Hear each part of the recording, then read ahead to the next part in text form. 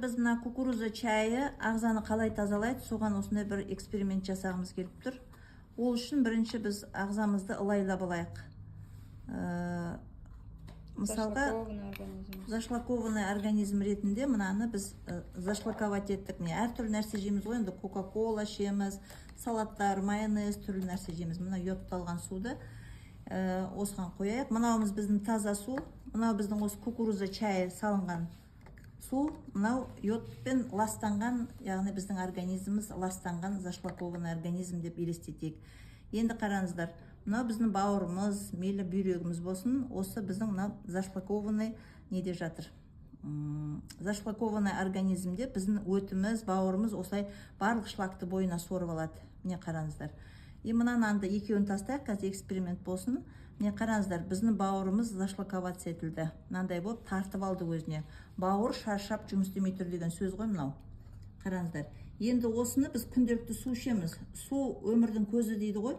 Су ішеміз. Бірақ бұл су біздің ағзамызды осыншалықты тазаламайды.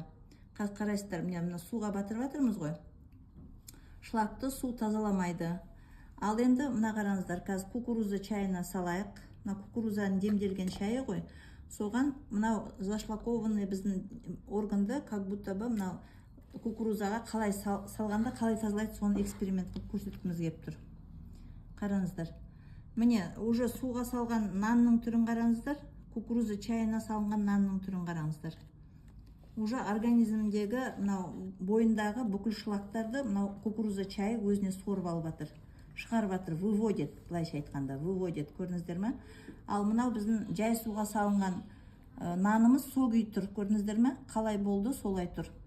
Ал біздің кукуруза чайын қайта-қайта іше беріңіздер, демдеп, сіздің бүйректеріңіз, бауырларыңыз мынандай болып тап-таза болып изначальный формасына келеді. Осылай кукуруза чайын ішіп, өздеріңіздің бауыр, өт, бүйрек, барлық ағзаларыңызды тап-таза етіп алуға болады. Сонда организм жеңілдейді. Мынау әлі тұр, көрдіңіздер ме?